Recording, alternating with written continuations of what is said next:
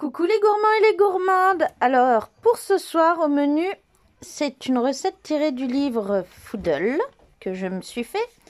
Et ce sera la tarte croustillante au jambon et au fromage. Donc pour ça, j'ai déjà préparé tous mes ingrédients. Donc il nous faut 180 ml de crème liquide, 3 feuilles de briques, donc elles sont ici. Il nous faut 150 g de gruyère,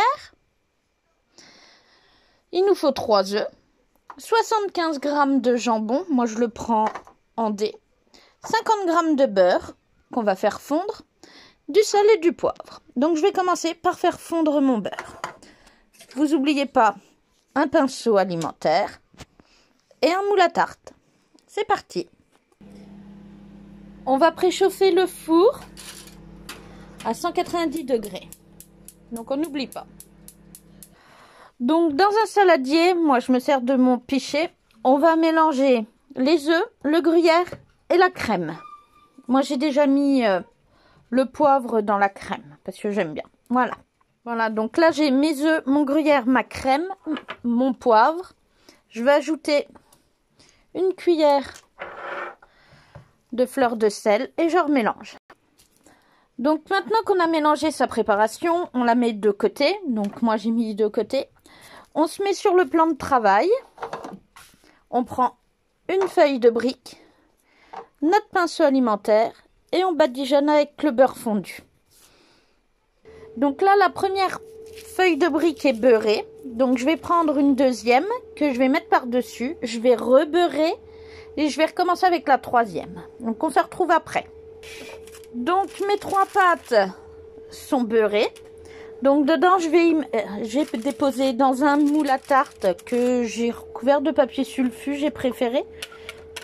Et là je vais mettre la préparation œuf, crème, fromage, sel et poivre. Une fois que vous avez fait ceci, il faut ajouter le jambon. Donc soit des tranches de jambon blanc en lamelles, soit comme moi les dés de jambon. Voilà.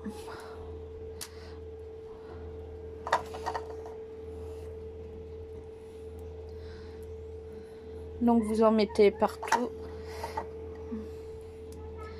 Pendant ce temps, votre four il préchauffe, hein, vous n'oubliez pas. Voilà, on va essayer d'en mettre tout. Il y a un endroit j'en mets moins, c'est parce que mon bébé ne mange pas de jambon. Donc voilà, s'il y en a trop, il ne mangera pas du tout. Donc voilà. Donc moi là je vais rajouter, j'ai envie, je vais ciseler un peu de persil que je vais rajouter à la recette.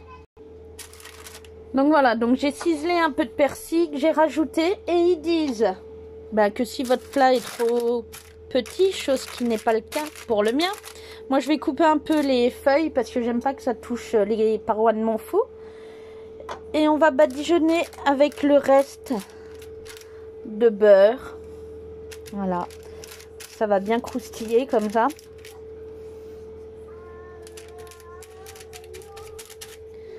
Donc voilà, vous voyez c'est simple hein, quand même, c'est une recette, il y a quoi, il y a 10 minutes de préparation, une demi-heure de cuisson. Donc c'est vite fait, c'est sympa je pense, hein. Moi j'ai jamais goûté donc j'espère que ça va plaire. Et puis autrement, vous accompagnez d'une petite salade.